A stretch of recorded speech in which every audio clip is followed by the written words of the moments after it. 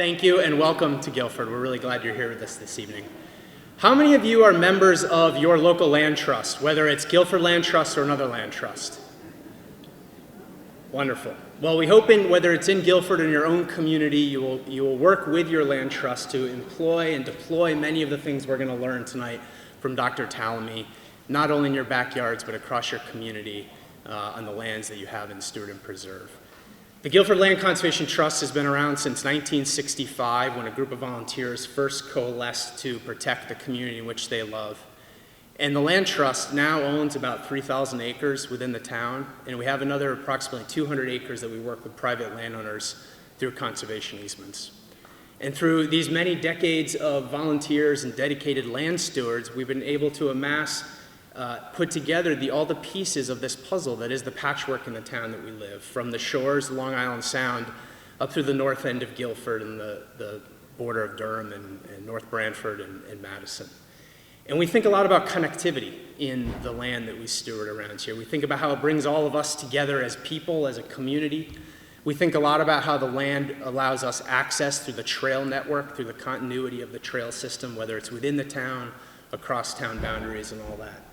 And the land itself is a real common denominator for all of us people, and it's easy to think about the values and importance of conservation from our human perspective. But many organizations, and the Guilford Land Trust as one of them, come together to protect nature for nature's sake as well. And that's a lot about what we're going to hear tonight, and what I hope you're working on in your own communities. The Guilford Land Trust has about 1,500 members. Could I see a show of hands for anyone in the room that's a member of the Guilford Land Trust? Wonderful. Thank you so much. And I know many more of you signed up as members when you registered to come here tonight. We also have envelopes and flyers out on the tables out front. If you're not yet a member, I hope you will join us to continue to be aware of events like this that we host, to come on our fall and spring hike series. There's a card on the table out front that lists a lot of the guided hikes that we put on each season to go explore many of our preserves throughout town. And we're very grateful for the membership and the generous contributions that the community and folks outside the community have been made, because it's the dedication of the people's time and the resources that allows us to do this. We've had a number of successful transactions in the last couple of years. One of them was a 120-acre addition on Bluffhead, which is one of our crown jewels here in Guilford. And just this past year, we collaborated with the Branford Land Trust, who protected the Jarvis Creek Farm, right on Long Island Sound, that connects a farm to the Long Island Sound. And we're always looking for ways to partner in the town. We frequently work with the town of Guilford, the state of Connecticut, and even other land trusts nearby, as I said, to protect the lands that we love and that we know are so important for the ecosystems around us. So what I'd like to do next is to invite Frank Farrow to come up and make the introduction this evening. Frank has been a very dedicated volunteer with the Guilford Land Trust for many years, and he and a team of our communications and education board members have put together this program this evening, doing all the outreach, working with all of your communities to get the word out to make sure everybody was aware of this. And as we could see from the show of hands, clearly Dr. Tallamy had a very large draw across the whole shoreline and farther afield, I'm sure. So I thank you for coming this evening. A couple of quick reminders. After the presentation, we will have a question and answer period. We will then have a raffle immediately following that. You should all have half of one of the tickets that you received when you came in. So stick around after the presentation for the raffle. And then there will also be further book signing out in the foyer at the end of the presentation as well. So please don't leave your seats until I'll come back up and let you know when it's time to go out there. All right, thank you very much. Frank, please come on up.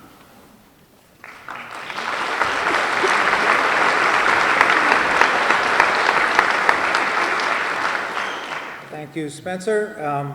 Boy, we're thrilled to see you all here.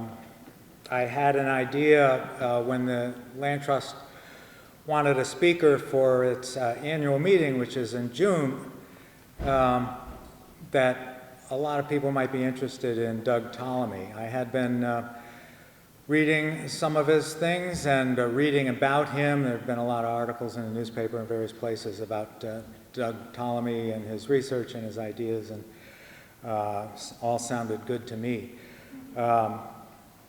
So I reached out to him, and here he is. So I guess I was right. A lot of people are interested. We got about 400 people here, at least over 400 signed up. So thank you. So Doug has been an astounding entomologist for 40 years. He teaches at the University of Delaware as T.A. Baker Professor of Agriculture and Natural Resources there. His research focuses on, this is the interesting part, focuses on behavioral ecology of insects, conservation of biodiversity, impact of alien plants on native ecosystems, and plant-insect interactions. I was telling him earlier on our way here that when I was reading some of his stuff, I've been retired since 2010 or something like that. And so I was reading some of his stuff. I got so excited I wanted to run out and become an entomologist like him. But a little late for me, at least I think so. So he explores these topics that I just mentioned in his books and his other works. He's done a lot of podcasts and videos and so forth you can find on YouTube. He's also he's written a number of books which you're all aware of. One, The Living Landscape, with the gifted photographer Richard Dark, is like a Bible for gardeners. The Nature of Oaks, Bringing Nature Home, and Nature's Best Hope, and some of these you've probably already seen out front from Breakwater Books in Guilford here.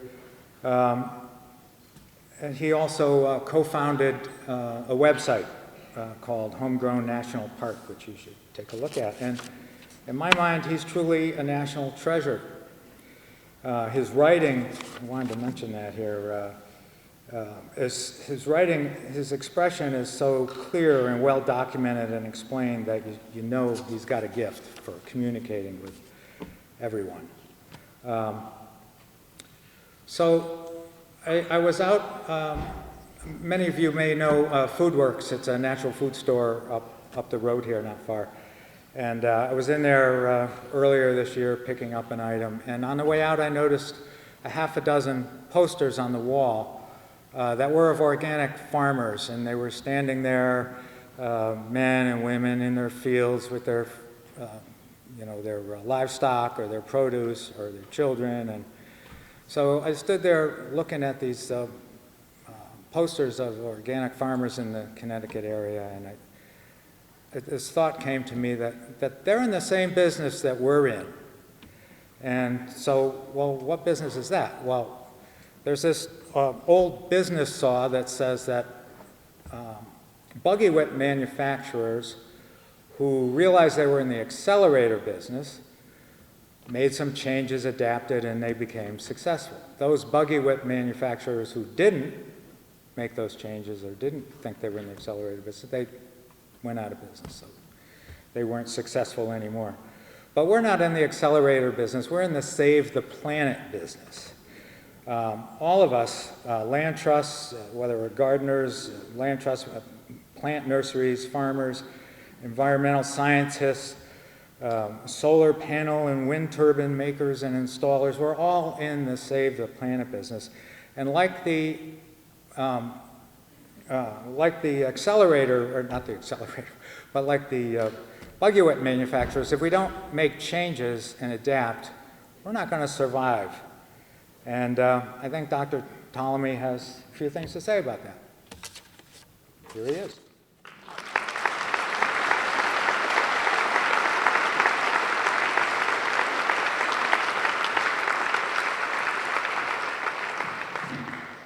Thank you, Frank.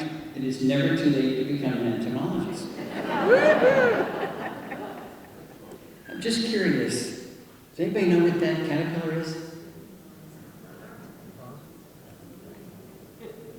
No? Could be in your yard. It occurs right around here. It's the black etched prominent. I want you to look for it. It's on willow. Okay, let's talk about my idea of nature's best hope. But before we do that, let's talk about E.O. Wilson's idea of nature's best hope. Edward O. Wilson, of course, Harvard emeritus. His entire career was at Harvard. Very long career, one of the most productive scientists ever. He died the day after Christmas this year. So it was a terrible loss to the world of conservation, a terrible loss to many worlds. But one thing that was consistent throughout his very long career was his effort to save biodiversity, to save life on Earth. He knew that we needed it, it wasn't optional, and he loved it. So this was the culmination of that effort. He wrote this book in 2016, Half Earth, Our Planet's Fight for Life. And he had one simple message.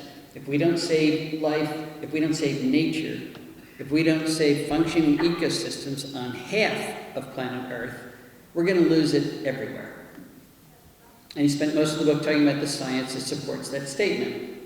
And then he ended the book. He didn't spend a lot of time telling us how we were going to save nature on half of planet Earth. Of course, it's a wonderful idea. Conservation biologists are cheering, yes, let's just put half the Earth aside.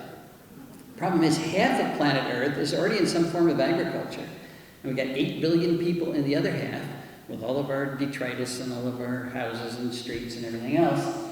And we don't have a third half to put aside for nature. So how can we possibly do this? That's what I want to talk about tonight. I do think we can realize the EO stream.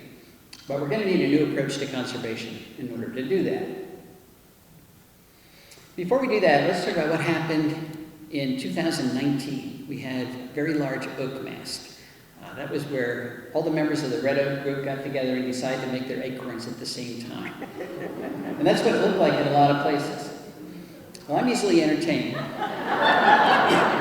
So I took one of those acorns and I just stared at it. And I was rewarded because an insect started to chew its way out of the acorn. First it chewed a little hole for its head, and it forced its head through there, then it forced its entire body through that hole. It was a tight squeeze. Kind of looked like the Pillsbury Doughboy. Then it plopped down. That's a very dangerous time for this insect larva because it's good to eat. A lot of things want to eat it, so it gets to safety by wiggling and squirming beneath the soil surface in about 30 seconds. And once it's underground, it stretches in all directions and forms a chamber. And then within that chamber, converts itself to a pupa, and then surprisingly stays there underground in its chamber as a pupa for 2 years. After 2 years, comes out as an acorn weevil.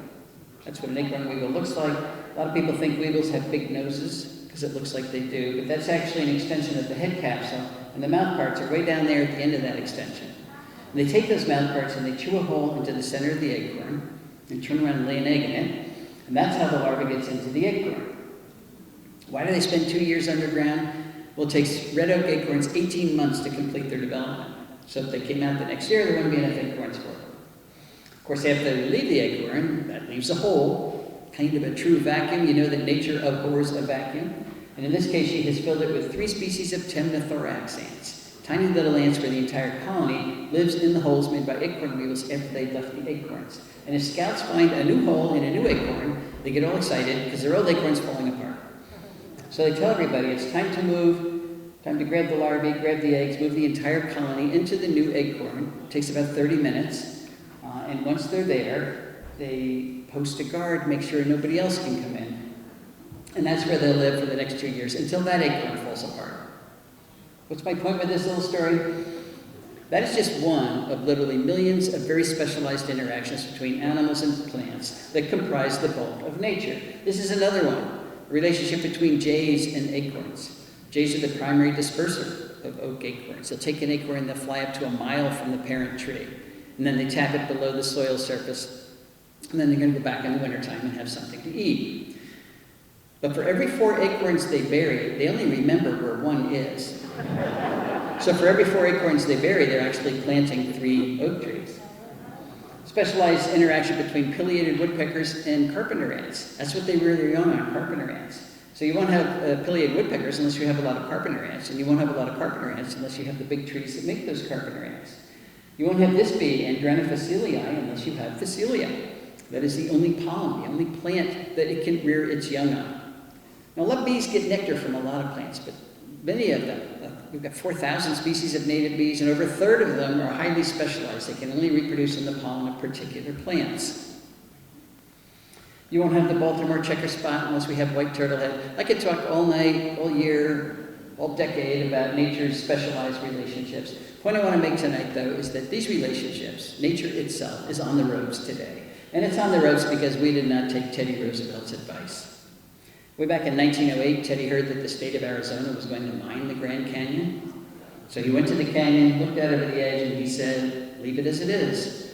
And with those 5 words, he started the process of creating the Grand Canyon National Park. Well, we didn't leave it as it was. There's only about 5% of the U.S. that's anything close to its original pristine ecological state, and those are typically mountain tops. And that's because we have logged the country repeatedly, we have tilled it, we have drained it, we have grazed it. We've got 770 million acres of rangeland in this country. That's 4.5 times the size of Texas dedicated to cattle. And of course, we've paved it or otherwise developed it. We have straightened our rivers and dammed them, and you can spell that any way you want. We've polluted our skies and changed our climate for centuries to come. We have depleted our aquifers. We have introduced more than 3,300 species of plants from other continents, many of which are running amok in our natural areas. In short, we've carved up those natural areas into tiny remnants of their former selves. And each one of those remnants is too small and too isolated to sustain the amount of nature that we humans need, because that is what keeps us alive on planet Earth. You might wonder why we've done this. I wonder why we've done this, and I don't know. But I suspect that we thought that our nest, planet Earth, was so big we could foul it forever and there wouldn't be any consequences. And of course we were wrong about that, and that's why we're seeing some pretty scary headlines these days, like the insect apocalypse is here. What does it mean for the rest of life on Earth? Talking about global insect decline. Followed by this one. North America has lost 3 billion breeding birds in the last 50 years. That's 1/3 of our North American bird population, already gone. Now the UN says, well, we're going to lose 1 million species to extinction, probably in the next 20 years. And they said that 2 years ago, so in the next 18 years now. It makes a nice headline, but it is not an option, folks. Those are the species that keeps us alive. This is serious business. So I could go on talking about the pox that we humans have delivered upon the environment, thus upon all of our houses. But that is not what this talk is about. This talk is about a cure for that pox. It's a cure that will take small efforts from lots of people like you and me, but those efforts will deliver enormous physical, psychological, and environmental benefits to everybody. Let's return briefly to this headline, the insect apocalypse is here. What does it mean for the rest of life on Earth? Well, back to E.O. Wilson. He told us what it would mean if we lost insects, if Earth lost insects, and he did it way back in 1987 with this paper, The Little Things That Run the World. And again, his message was very clear. Life as we know it depends on insects. And if they were to disappear, so would most of our flowering plants. And if most of our flowering plants disappeared, that would so drastically change energy flow through our terrestrial ecosystems that the food webs that support our animals, the amphibians, the reptiles, the birds, the mammals, those food webs would collapse and all those animals would disappear. The biosphere, the living portion of the Earth, would rot, because we would have lost insect decomposers that rapidly turn over nutrients. All we'd have is bacteria and fungi. And of course, humans wouldn't survive any of those drastic changes. There is some good news here, and that is that none of that has to happen. We can save our insects, we can save our birds, we can save nature itself, but we're going to have to change the way we landscape in order to do it. Why is that? Remember, humans are products of nature. We are totally dependent on the life support that healthy ecosystems provide. We call them ecosystem services. These are just a few things that plants do that we depend on, like producing oxygen, pretty important, cleaning our water, slowing its journey to the sea where it becomes too dirty or too salty to use, carbon capture, enormously important today. Plants are pulling carbon dioxide out of the atmosphere, building their tissues out of that carbon. And then, what a lot of people don't appreciate is they're pumping the extra carbon they fix through photosynthesis into the ground through their root system 24/7. Our soils are brown or black because of the carbon that plant roots have stored there over the eons. And once it's in the soil, it's extremely stable for thousands of years. Plants build topsoil, they hold it in place, they prevent floods, they dampen severe weather, they convert sunlight into food. If we get rid of our plants, we're going to have to eat sunlight. Good luck. What do animals do for plants? They do lots of things, but very important, they provide pest control services. They pollinate nearly 90% of our flowering plants. They disperse plant seeds. So designing landscapes like this that destroy the production of ecosystem services is just not a good idea. It never was a good idea. But today, it's a terrible idea because of those 8 billion people that are demanding more and more ecosystem services every single day. Now, we do have parks and we do have preserves, and they're doing the best they can, but it's not good enough. And that's why we are in the 6th great extinction event that the Earth has ever experienced, which means we're now going to have to start practicing conservation outside of our parks and preserves, on landscapes just like that. Now, there have been visionaries through the ages who have recognized that we humans needed to work on our relationship with planet Earth, and Aldo Leopold was one of the most eloquent. He wrote extensively in the first half of the 1900s. One of the things he said is, the oldest task in human history is to live in a piece of land without spoiling it. There have been indigenous groups who have been able to do that for long periods, but our huge Western societies and our huge Asian societies are terrible at doing that. We habitually take more from the earth than it has to offer, completely wrecking an area, going to another area, doing the same thing. Not sustainable behavior. But Aldo had a lot of faith in humans. He believed that we were smart enough to develop what he called a land ethic. He knew that we had to use the land. We had to farm and lumber and graze and do all those things. But he believed that we could learn to do that gently enough without destroying local ecosystems. That's what he called the land ethic, and he wrote about it in the Sand County Almanac. What he did not write about, though, was developing a land ethic where we actually lived. And I'm not sure why that was, but I suspect the notion that humans and nature cannot live together, they cannot coexist in the same place at the same time. That notion was so deeply embedded in the culture of Aldo Leopold's day, still embedded in our own culture, that he may not have recognized it as an option. Well, what I want to argue this evening is that not only is living with nature an option, it's now the only viable option that's left to us. In the past, of course, conservationists worked pretty much exclusively where there weren't a lot of people. We now need to turn that on its head. We need to practice conservation where there are a lot of people, because that's pretty much everywhere. In other words, we've got to find ways for humans to thrive for nature to thrive in human-dominated landscapes. You know, humans aren't going to thrive forever either if we don't do this.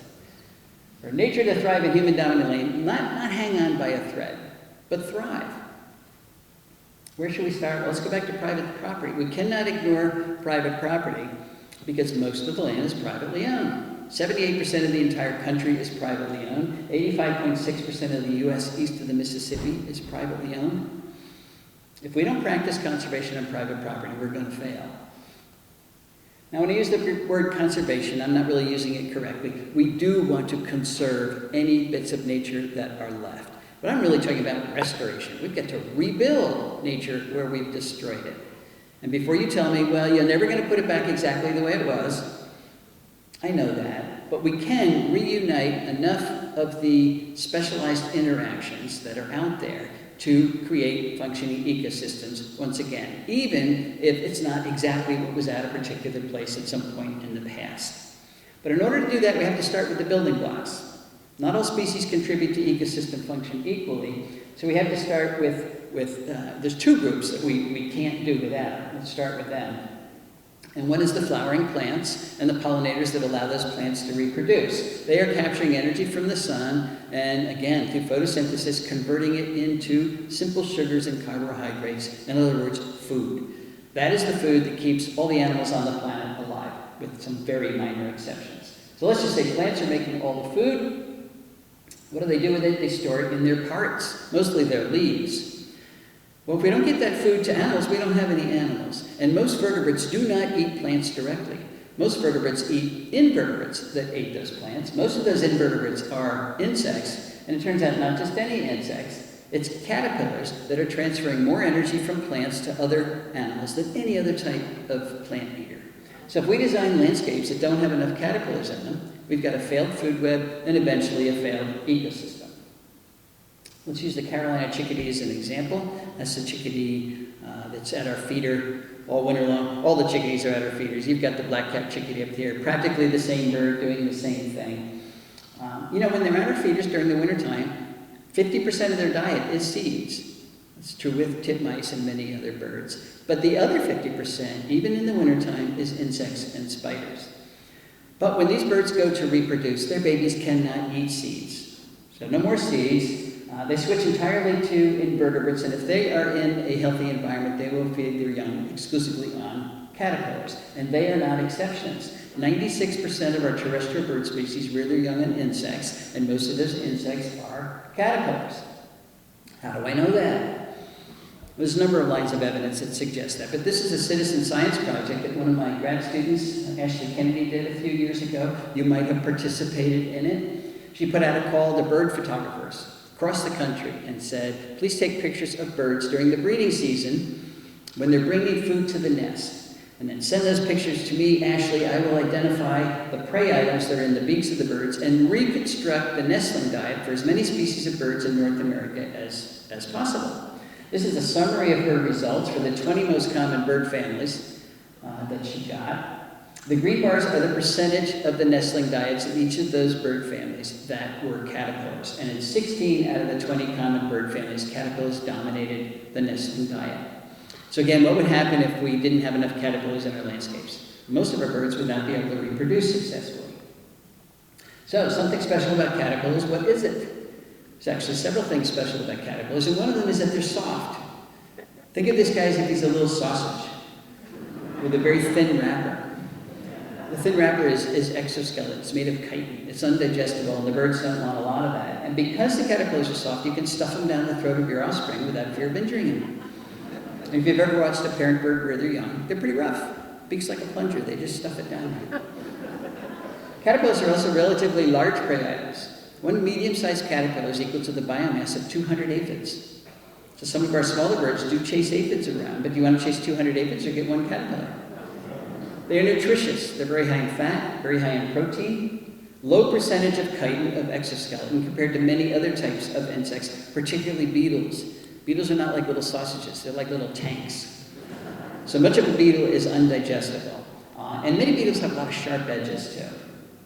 And finally, caterpillars are the best source of carotenoids for birds during the breeding season. Now, I mention carotenoids not because I love organic chemistry, but because I'm a vertebrate, and you're a vertebrate, and birds are vertebrates, and we vertebrates cannot make our own carotenoids. Only plants make carotenoids. So we have to get our carotenoids from plants, and we have to get them from plants because carotenoids are essential components of vertebrate diets. Where are the birds getting their carotenoids from? From what they're eating, of course. But remember, during the breeding season, there are no berries around. The plants haven't made them yet.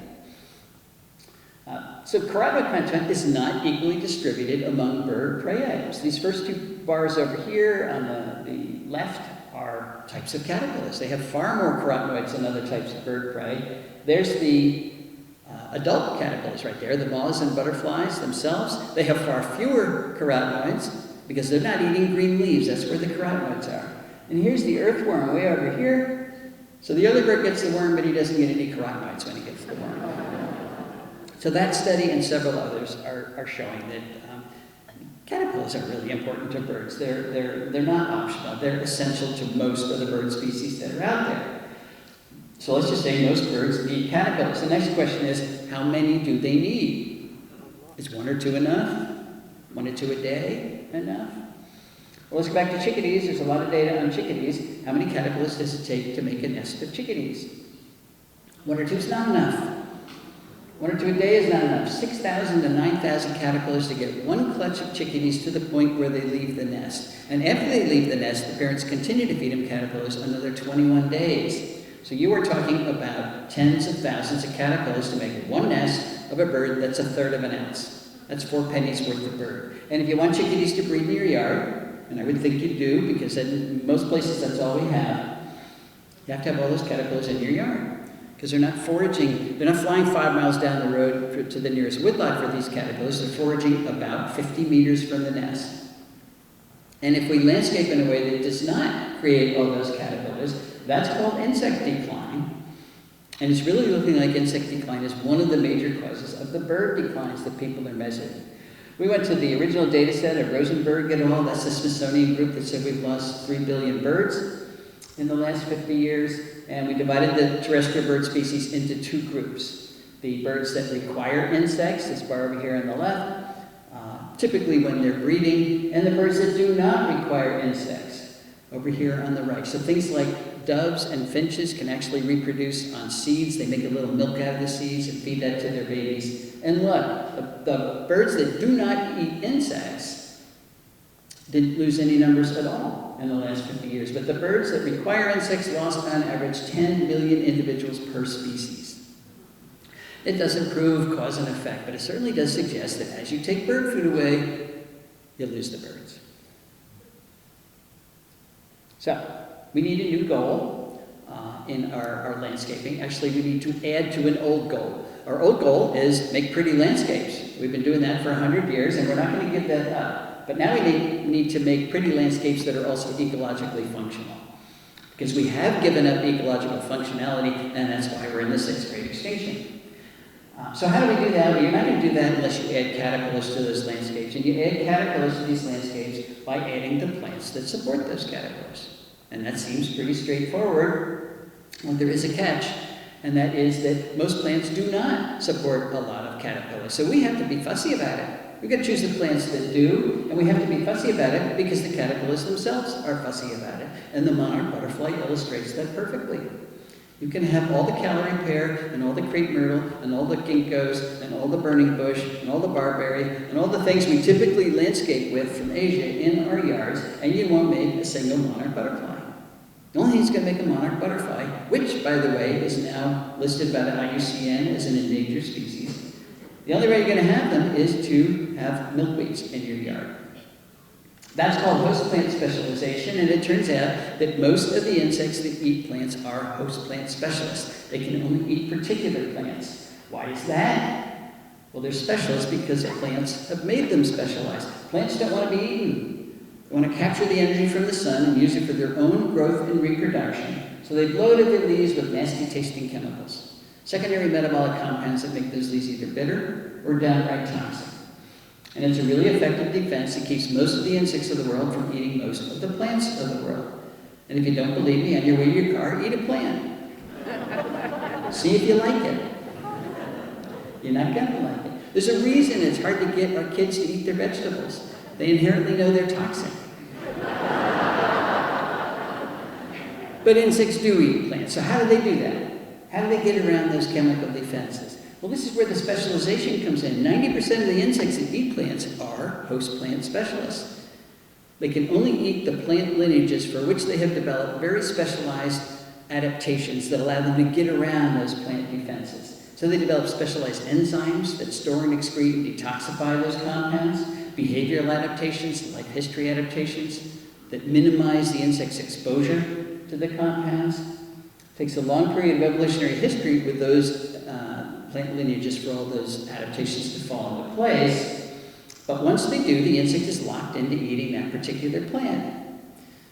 So when you're building your new house and you get rid of all the milkweed on your property and you replace it with hostas, the monarch is not going to start to develop on hostas. It's got two choices. Fly away and find milkweed someplace else if it can, or starve to death.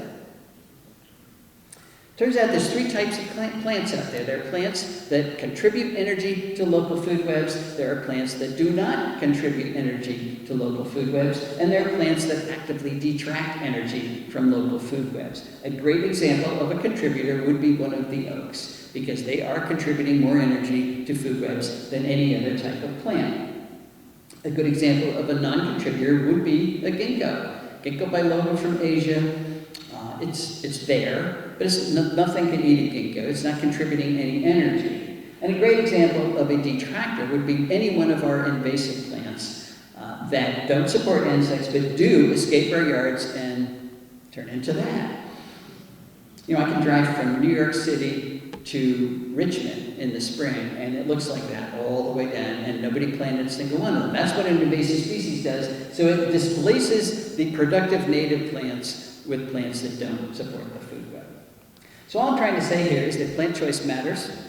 If we're trying to reconstruct food webs, if we're trying to rebuild ecosystems, we have to choose the right plants or it's not going to work. And I'm going to give you 3 examples of how well it does work when we do choose the right plants, starting with our house right here in Oxford, Pennsylvania. This is where my wife Cindy and I moved in the year 2000 to a piece of a farm that was broken up into 10-acre lots. It had been mowed for hay before we moved in, and not many plants there. So our job was to restore ecosystem function here. And back in the year 2000, believe it or not, I didn't know much about that. But I did know that I like caterpillars. So why not bring some caterpillars on? You know, I wanted life to live there. So I said, well, let's see if we can get the Canadian owlet to make a living at our house. People say, why'd you choose the Canadian owlet? Because I looked through Dave Wagner's book on caterpillars of Eastern North America, and I said, that's a pretty one. I never saw a Canadian owlet before. That's what they look like. That's what the adult looks like, just like a leaf. But you're not going to have Canadian owlets unless you have meadowroot. Just like monarchs need milkweeds, Canadian owlets need meadowroots. The only thing they develop on, and we didn't have any meadowroot. I'm sure there was meadowroot there. Our area was farmed for 300 years before we took it over. So meadowroot long gone. So I got some seeds, and I planted it, and they grew very nicely. But this was early on, and I actually had very little faith that Canadian owlets would be able to find my little patch of meadowroot. Where are they going to come from? So I didn't even go out and check my meadowroot that I had so painstakingly planted for about, I don't know, 2 months or so. But I was walking by for another reason. I looked over. It's covered with Canadian owlets. They had found it right away. I'm still impressed with that. So now I've got, we've added 2 species to the property. I've got a good population of meadowroot and Canadian owlets. So the restoration has begun. Same story with the goldenrod stowaway. That's a misnomer. It has nothing to do with goldenrod, but that beautiful moth is actually a specialist on that plant, Biden's aristosa, ditch daisy. We didn't have any ditch daisy, but there was a population of Biden's at a power line cut about 14 miles away, so I got some seeds, planted them. They grew very nicely. That's my front yard. They took over my front yard this year. I didn't plant them there. I didn't plant one of those, but I'm certainly not going to mow them down. So they spread very nicely, but it took a year for the goldenrod stowaways to find my patch of Bidens. They did finally, though, and now we've got a good population of Bidens and the goldenrod stowaway. So now we've added 4 species to the property. Same story with the hackberry emperor. I wanted the hackberry emperor on our property because it belonged there. Not because it's the prettiest butterfly. It's a species that should be where we live. But as its name suggests, it's a specialist on hackberry, on Celtis, and we didn't have any hackberry. There's no way it's going to come without hackberry. So I planted some hackberry trees. Had to wait 4 years for the hackberry emperor to find my hackberry, but it did, and now we've got a good population of them. So now I've got 6 species, and that's how it went. I did not plant goldenrod. It came in on its own, and along with it came many of the things that specialized on goldenrod, like the brown-hooded owlet, the Arcigera flower moth, the goldenrod leaf miner, the distinct Sparaginophis, the goldenrod gall moth. Now this is one that hasn't come yet, the goldenrod flower moth. I don't know why it hasn't come. That's what its caterpillars look like, but it's still part of the fun. This is anticipation. It's like waiting for the ketchup to come out of the bottle. Every year, right about now, I go out and I look for the goldenrod flower moth. One of these years I'm going to find it, and that'll be a great year. I planted Virginia creeper. Yes, Virginia creeper. I hear some people don't like it. I just don't know why. It's a great native plant. It can climb our trees without girdling them. It's got good fall color. It's a good ground cover. It makes valuable berries for the birds in the fall. Valuable meaning they're high in fat. That's what migrating birds want, high fat berries. It's a great pollinator plant, believe it or not. It has tiny, small, little, inconspicuous flowers. You don't even know it's in flower until you see this big cloud of native bees around it. Remember, when you're planting a pollinator garden, you're planting it for the pollinators. If it's not big and showy for you, that's okay. I planted Virginia creeper because it's the best host plant for the large sphinx moths that are a primary component of cardinal diets. Things like the Pandora sphinx and its beautiful adult, the lettered sphinx, the hog sphinx, the avid sphinx are all on Virginia creeper. I want to see if I can get the double-toothed prominent at our house, just because it's such a cool-looking caterpillar. I mean, even if you don't like caterpillars, you gotta like that guy. It's a specialist on elm, particularly American elm. Of course, we didn't have any American elm. We got wiped out by the Dutch elm disease decades ago. But there are 2 big American elms at the University of Delaware that did not die. And every year they make a lot of seed, and so I gathered some of the seeds up out of the curb and planted them. They germinate in 6 days, and they grow really fast. Today, those trees are 80 feet tall. None of them have died. And yes, they attracted the double-toothed prominent, American elm. Want to see if I get the evening primrose moth at our house because it's beautiful. I like beauty like anybody else. Well, believe it or not, we didn't have any evening primrose, any Enethera, so I planted that. The moth came, it spends the day with its head stuffed in the flowers. It's very cute. Sometimes it gets crowded, but they are very cute. And I planted a lot of oaks. Now, those are just examples of the plants we've put back so far, but I want to focus on oaks for a while. That's the Bedford oak in Bedford, New York. Some of you might know it. It's Martha Stewart land.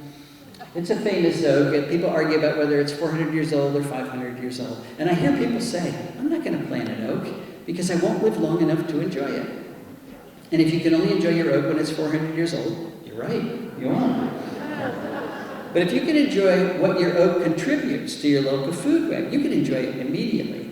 And I can say that with confidence because I planted my oaks, most of my oaks, as acorns, which means they were free, or as 2-foot bare root whips, which means they cost $1.50 each. And immediately they start to support the moths that create the caterpillars that run the food web and collect everything else at my house. Things like the solitary oak leaf miner, Juvenile's dusky wing, the yellow-shouldered moth, Suzuki's promolactus, the red-washed caterpillar, the yellow-vested moth, the orange-tufted oneida, the spiny oak caterpillar, the two-spotted oak punky, the variable oak leaf caterpillar, the red-humped oakworm, the pink-striped oakworm, the hesitant dagger moth, the lesser oak dagger moth, the greater oak dagger moth, the streaked dagger moth, the afflicted dagger moth, the crown bucolatrix, the orange-patched smoky wing, the white-blotched heterocampa, the oblique heterocampa, the red-line panapoda, the lamper, and literally hundreds more species of moths.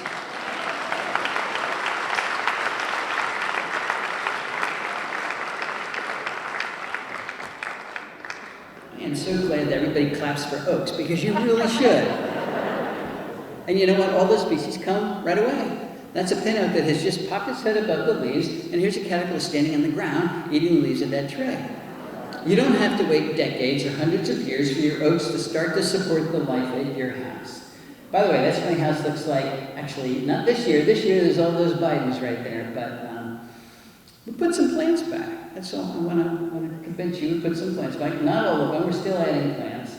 But as my research progressed, we learned that the number of moth species in a food web is actually a really great index of the quality of that food web, because it'll tell you how stable it is, how productive it is. All you have to do is count the number of moths you have, not butterflies. You know, for every species of butterfly, there's 19 species of moths.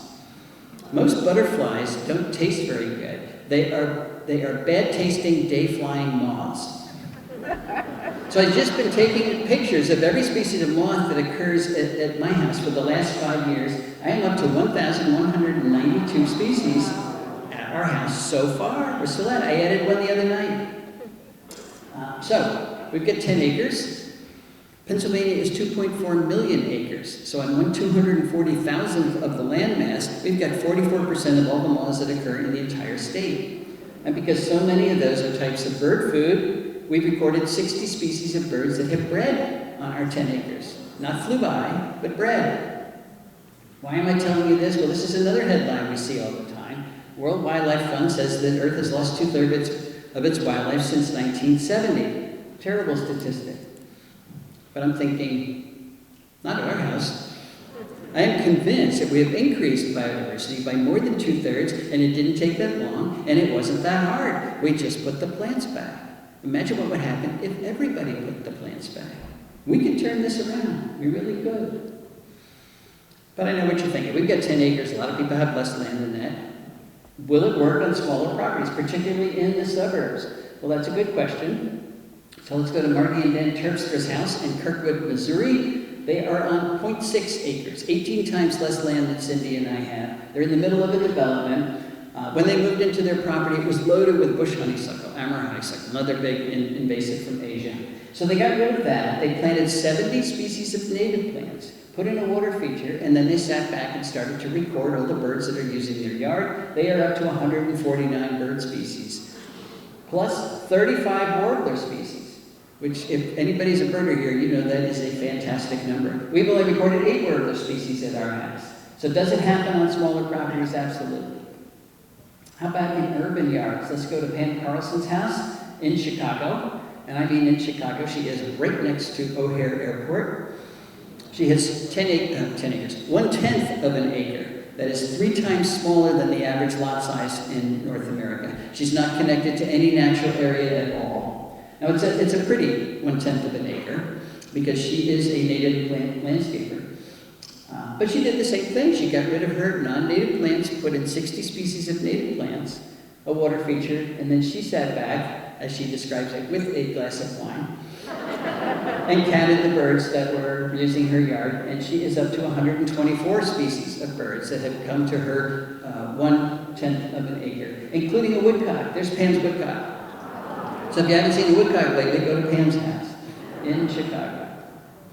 All right, there are 4 things we need to think about if we're going to succeed in a big way. And we do want to succeed in a big way, and one of them is to shrink those big lawns.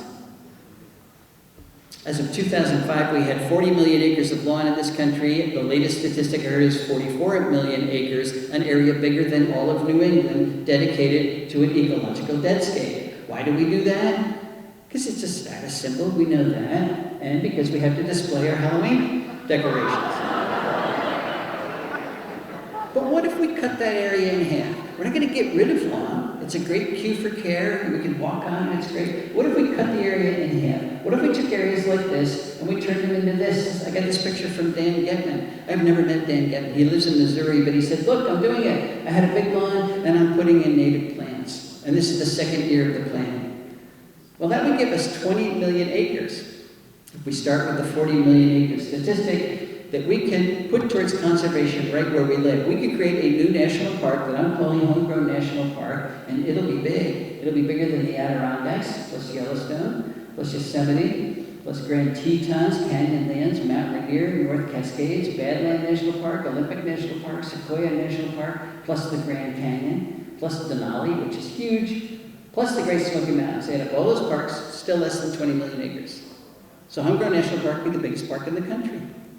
What do you get when you put a park at home? What do you get when you put some part of nature where you live? You get the opportunity to interact with it, to become friends with it, to maybe establish a relationship with Mother Nature. Maybe you had one as a kid, but maybe you're establishing for the first time. Now, how do you do that? You can do it at your own time, your own pace. All you have to do is go outside. Or maybe all you have to do is look out your window. You can avoid crowds. You know, if you go to a real national park, 375 million people are there with you. It's free. There is no admission fee. It's never closed, no matter what pandemic comes down the pike.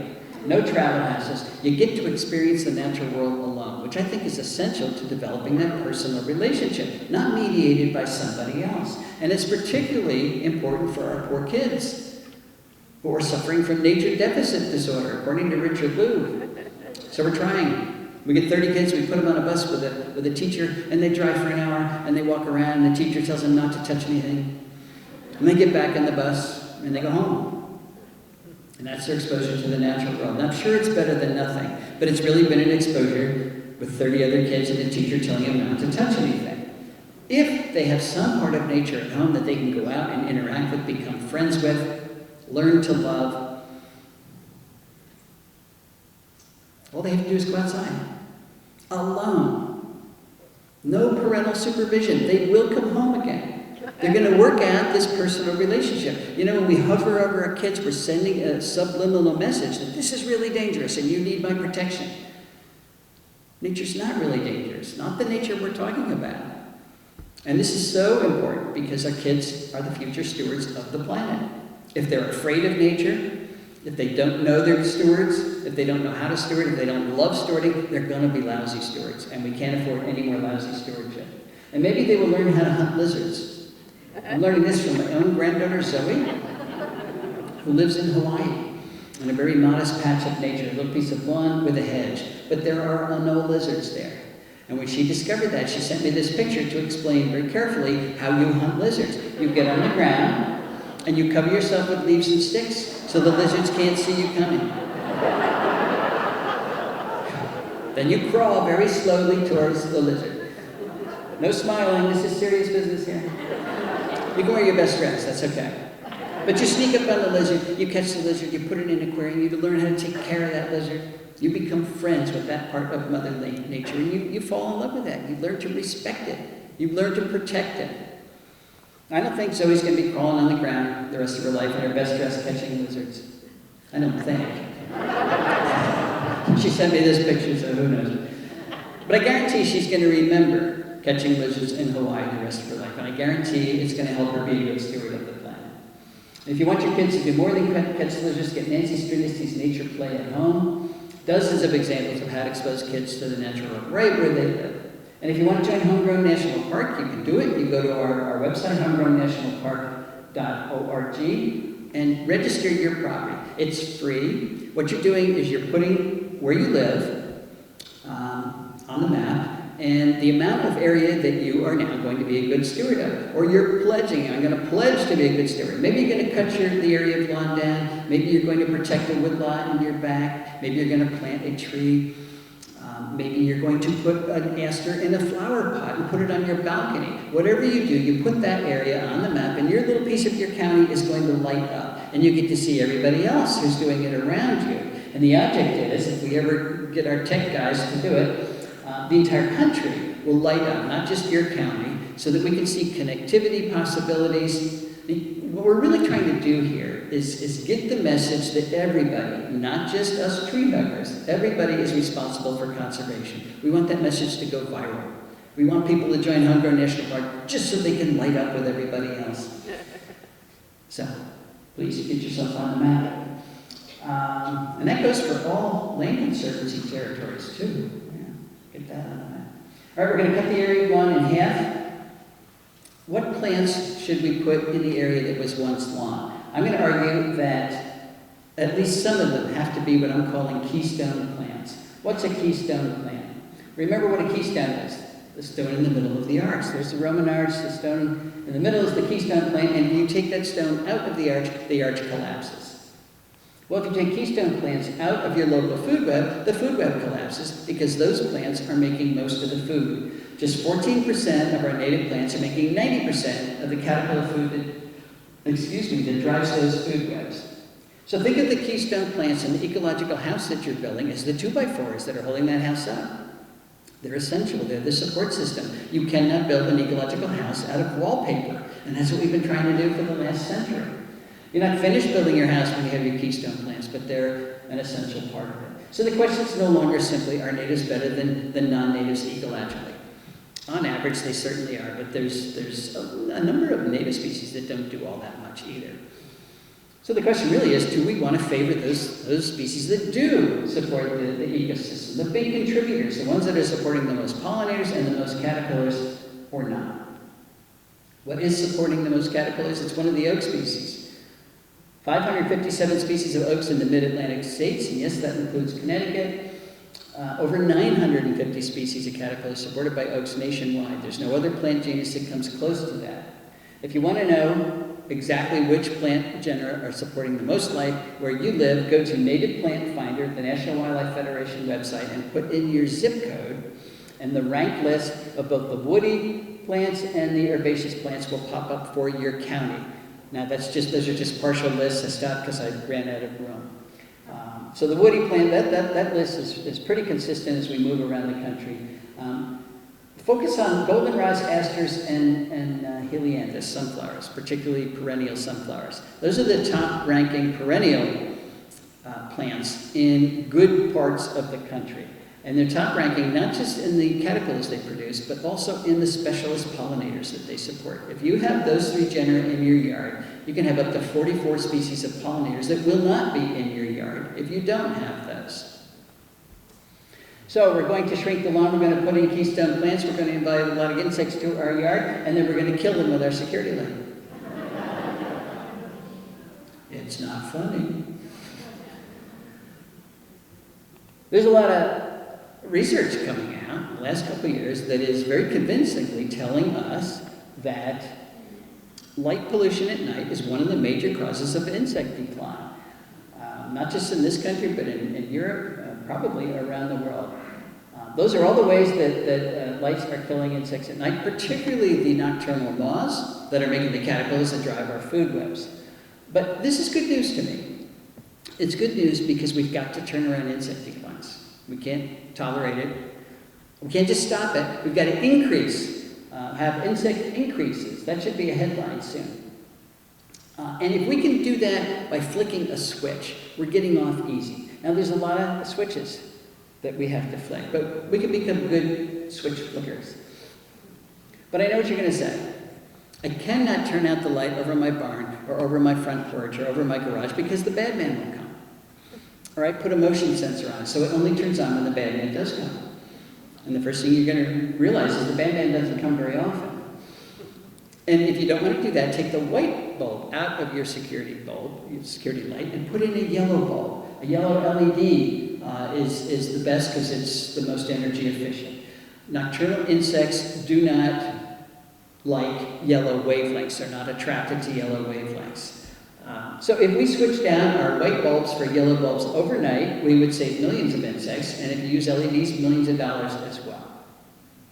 All right, we're going to shrink the lawn. We're going to put in keystone plants. We're going to modify our lights so they don't kill our insects, and then we're going to invite one of the mosquito foggers to come and kill all of our insects. This is a booming business around the country, mosquito fogging.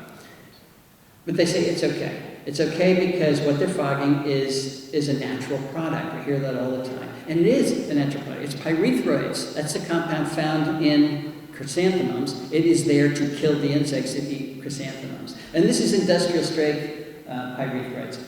But the argument that it's natural rings hollow with me. Cyanide is natural too.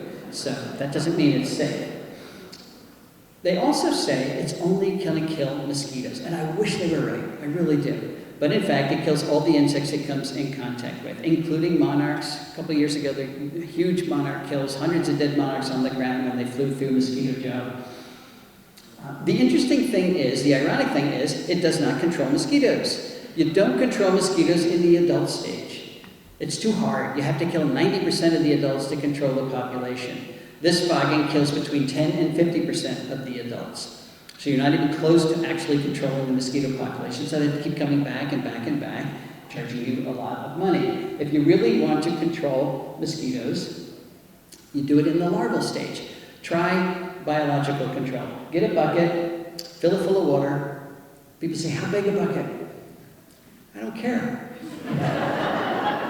Get a bucket, fill it full of water, put in some organic matter, maybe a handful of straw or hay or dead leaves or maybe some dead grass. Put it out in the sun, let it ferment for a couple of days. In other words, it's building up populations of diatoms and algae, and that is what mosquito larvae eat. That becomes an irresistible brew to ovipositing mosquitoes, and the females that want to lay their eggs. They will lay their eggs in your bucket. Then you go to the hardware store and you get mosquito dunks.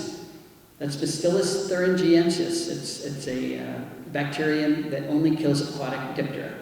And the only aquatic diptera in your bucket is a mosquito larva. It's extremely targeted. If a dragonfly gets in there, it won't hurt it. If your dog drinks it, it won't hurt it. Put a screen over your bucket so the chipmunk doesn't jump in and drown. But it's cheap, it's targeted, and if everybody did it, it would work really well. But you know, if you're having, let's say, 2 or 3 times a summer, you have a party in your yard and you don't want those mosquitoes to bother you, get a fan. It's cheap. It creates a breeze, and the mosquitoes will not fly into the breeze. So you don't have to kill everything in the neighborhood in order to have a party. All right. The fourth thing we need to do is design landscapes with thinking about how we're going to let those caterpillars complete their development.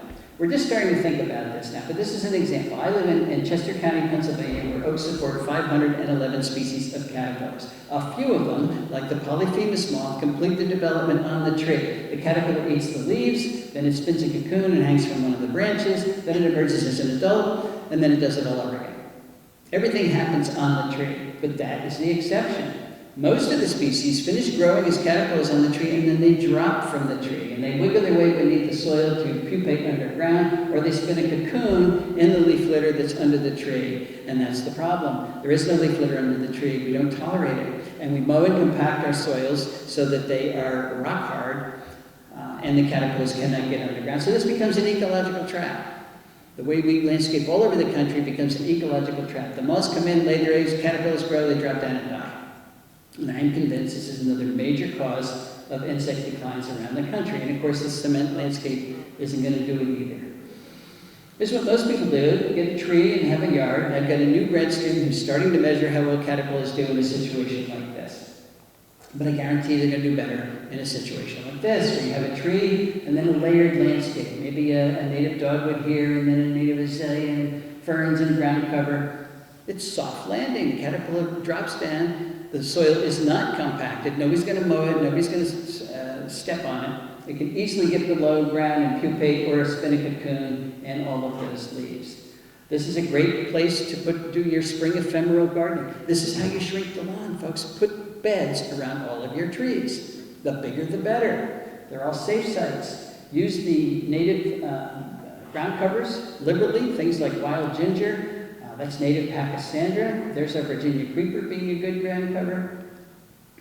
Golden seal, mayapple, faux flower, ferns, lots of choices here. If you can see the ground, you don't have enough plants there. You want green mulch, because that's a perfect place for all those caterpillars to complete their development. Okay, another former grad student, Desiree Narango, did some wonderful work with chickadees in the suburbs of Washington, D.C., and her results imply that there is room for some compromise here, and that's good news. She had one simple question in residential landscapes near D.C. She said, how well do these landscapes support chickadee populations when they are dominated by native plants versus landscapes dominated by introduced, non-native plants? And when they're dominated by introduced plants, they produce 75% fewer caterpillars. So right away, you reduce the amount of bird food by 75%. They were 60% less likely to have breeding chickadees at all. So their nest box is up in everybody's yard, but the chickadees would come and they'd say, there's not enough food here, we're not even going to try to reproduce. If they did try to reproduce, those nests contained 1.5 fewer eggs, the clutches were 29% less likely to survive. If they did survive, they produced 1.2 fewer fledglings, and it took them 1.5 days longer to do that. So if you put all that into a population growth model, as a function of the percentage of non-native woody plant biomass in your yard. We looked at woody plants because that's where chickadees forage. From 0 to 100%, this is what you get. The dotted line in the middle there is replacement rate. That is the rate at which the population has to make babies to replace the adults that die every year. Chickadees don't live very long. If you reproduce at that rate, you have a sustainable population. It's not growing, but it's not shrinking either. If you make more babies than adults die, anything above the line, you've got a growing population. But if you make fewer babies than adults die, and that's what happens when you have a lot of non-native plants, then you have a shrinking, unsustainable population. Now right here, if you can see it, is where those lines overlap. So liberally interpreting this, it means you can have up to 30% of your woody plant biomass non-native without destroying the local food web. Now, none of those plants can be invasive plants. Invasive plants are ecological tumors. Somebody sent me an email and said, can't we have, a couple of them? And I said, well, how many tumors do you want in your body? Even one, which is not going to stay one, is too many. They escape and they ecologically castrate our local landscapes. But there are plenty of ornamental plants that are not invasive. Remember Dan Getman? This is a ginkgo. I don't know if you picked that up the first time. What is a ginkgo doing in his native plant planting? Dan's wife said, I like ginkgos, and please put one in. So he did. Is that ginkgo destroying the productivity of this landscape? No. Is it invasive? Is it going to move? No. It's just there. So I like to think of things like that as a statue. Is it destroying the landscape? No, but how many statues do you want? If that's the only thing you have in your yard, then it is. It's not the presence of non-native plants that destroys food webs. It's the absence of those contributors, the absence of the natives that are driving those food webs. If we get more of those into the landscape, we can tolerate Rocky. Can we use native plants in formal designs? Of course we can. This is a Lynn O'Shaughnessy design. You don't get more formal than that. That was taken by a drone 400 feet up. Every plant in that landscape is a native plant. So formality is formality is a function of the design. It is not a function of the plants in the design. Our native plants are used in formal landscapes in Europe all the time. And it's okay because they're non-native plants over there. Can we get a pollinator garden into a suburban yard like this without offending anybody? Sure we can. Just put a fence around it. It formalizes it. It tells your neighbor that this is intentional. That's not just a bunch of weeds you forgot to mow. It's beautiful when it's in bloom. It's servicing a number of bee species. It's not very big, could be bigger, but if everybody did it, it would help a lot. And remember why we need pollinators. You hear all the time it's because they pollinate a third of our crops. It's actually about a 12th of our crops. But then I hear people say, well, I don't live next to a farm, so I don't need any pollinators. Forget the crop argument. We need pollinators because they pollinate 80% of all plants and 90% of all flowering plants. If we lost our pollinators, we would lose 80 to 90% of the plants on the planet. That is not an option. Where do we need pollinators? Everywhere we need plants, not just next to agriculture. How about this, a Drew Latham design? It's much bigger. Imagine the amount of life there versus the amount of life over here. Seems like a no-brainer. Can municipalities help us live with nature? Yes, they can. Many of them are doing it. Minnesota has been doing it for a while now. They've got a cost-sharing program that encourages homeowners to reduce or eliminate their lawn and replace it with appropriate Minnesota prairie plants. It's very popular. There's an island off of Florida that is paying homeowners to allow burrowing owls, listed species, to burrow in the front yard. That's the way the Endangered Species Act should have been written, with carrots rather than sticks. If you protect an endangered species on your property, we're going to pay you to do that, rather than fine you if you use your property. Everybody would want an endangered species. Put a bounty on these invasive ornamentals, like calorie pear. That's what St. Louis, Missouri has done. Fayetteville, Arkansas. South Carolina has banned them altogether. North Carolina has a ban on them. Take out a calorie pear, you get a free tree replacement. Water utilities in the West are giving people $100 coupons to plant water-efficient native plants. And of course, the big lawn reduction programs, particularly in California. That's going up. You get $3 per square foot of lawn that you remove and replace with zero plantings. California does not have one drop of rain to waste on grass. And if you want more information on all of those programs, memorize that. All right. I think we've made 3 missteps in the early years of conservation, and this is an important one. We've started to think of nature as if it's optional. It doesn't mean we don't like it. We like it, we like to visit it, we like to watch it on television, but it's not essential. And if it's not essential, then when push comes to shove and resources are in short supply, it takes a back seat. Only essential things get funded. And that, of course, is all the time. I went to the Cincinnati Zoo before the virus broke out, and there's this wall-sized poster there, which to me epitomizes our society's view of conservation. We want to save wildlife, save nature, so that future generations can enjoy it. It was Teddy Roosevelt's argument for the national park systems. We've got to save these beautiful places so that future generations can enjoy them. And I get that. Nature is enormously entertaining, but it's much more important than that. We want to save nature so that we have future generations. A little bit more urgent.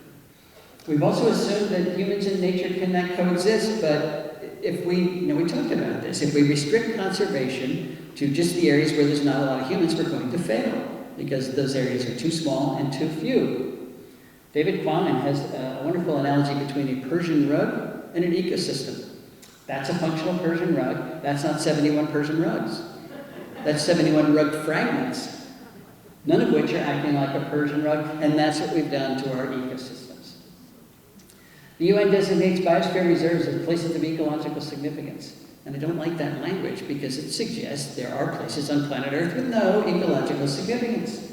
Not so. Every square inch of the planet has ecological significance, including our yards, including our corporate landscapes, including our roadsides, including much of our agriculture. So we need to glue our rug back together again, folks. We need to put the plants back, not just to create biological corridors that connect viable habitat, but to recreate viable habitat in areas where we've destroyed it. It's starting to happen. It is starting to happen. And when it finishes, it'll be the first time in modern history that we humans have coexisted with the natural world. Our third misstep was to leave Earth stewardship to just a few specialists, a few ecologists, a few conservation biologists. For some reason, we did not see it as an inherent responsibility of everybody on the planet. But I don't know why. Because every single person on the planet depends entirely on the quality of local ecosystems. So why wouldn't everybody bear the responsibility of taking care of those ecosystems? Stan Resberg, Cherokee elder, once said that the Western settler mindset was, I have rights. Mindset of indigenous people is, I have obligations. You were not born with those mindsets, you're taught them. We're very good at teaching this one. We've been terrible at teaching our kids and our peers for generations that we all have obligations to good earth stewardship. That doesn't mean that you have to save biodiversity for a living, but you can save it where you live. And if you do, it empowers you. You know, a lot of people understand these days the earth is in trouble, there are huge problems everywhere, and it's so easy to feel powerless. What can one person do? Well, one person can shrink the lawn, one person can put in keystone plants, one person can turn out the lights, one person can fire Mosquito Joe, one person can put in a pollinator garden. Did I say shrink the lawn? One person can do all the things that one person can remove the invasives that are already on their property. We didn't talk about that. One person can do all that and totally revitalize the landscape where they live, which will then enhance their local ecosystem instead of continuing to degrade it. And it also shrinks the problem down to something that's manageable for each one of us. Don't think about the entire planet's problems. You get depressed. Just think about the piece of the earth that you can manipulate, that you can influence. If you own property, it's obvious. That's where you start. If you don't own property, help somebody who does. Help a land conservancy, help a park, help a preserve. They're all underfunded, they're all understaffed, they will love you as a volunteer. So as a property owner or a volunteer, each one of us has the power. We certainly have the responsibility to fix dead landscapes like this. Whether or not we decide to do so is going to determine nature's fate and then ultimately our own fate. Now I think I've convinced my grandchildren that you are nature's best hope. I hope I've convinced you as well. Thanks very much.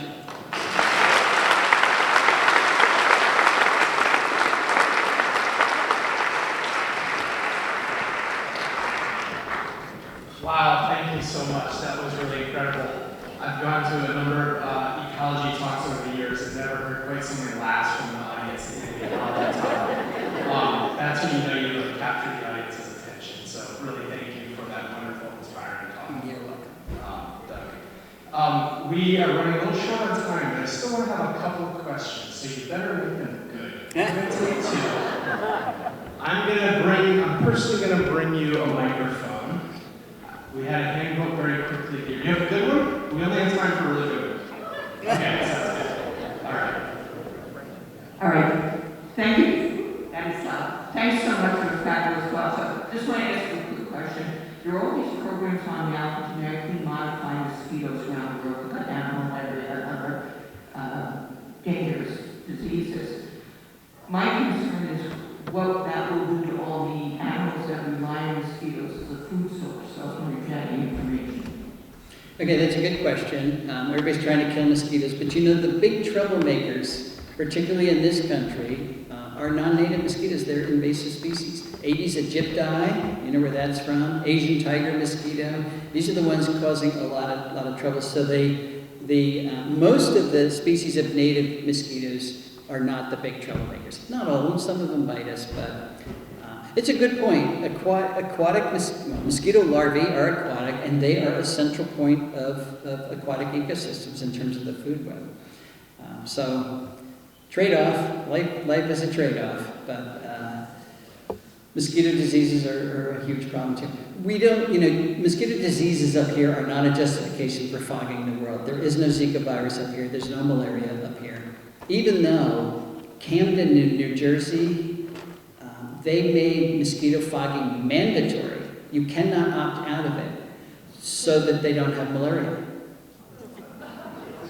We elect these people. Great. Doug, we have a question up in the back. Yes.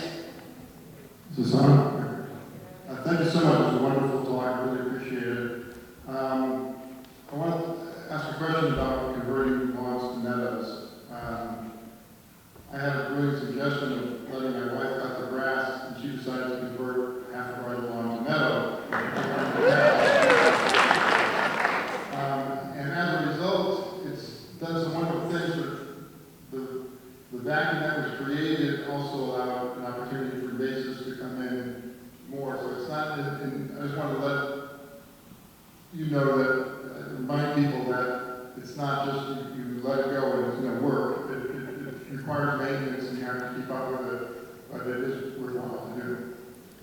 Yeah, a lot of people say, well, the easiest thing would be to make a meadow. It's actually the hardest thing. The easiest thing is to plant a tree, because once it's established, that's it. You don't have to do anything else. Meadows require, in this part of the world, a meadow wants to become a forest through succession. So woodies will constantly come in. And there used to be eastern meadows, but they were maintained by big grazers. And a lot of places see mammals keeping it open. The wood bison went all the way to the Atlantic. Those are all gone now. So the only thing that would maintain a meadow would be fire or us. Otherwise, it goes through succession. And of course, the first things that come in are those invasive woody plants. So it does take constant vigilance. Wonderful, thank you. Well, Doug, we can't let you leave without offering you one of our Guilford Land Conservation Trust hats. Wonderful. Keep the sun off you as you're out there working on your 10 acres. So thank you.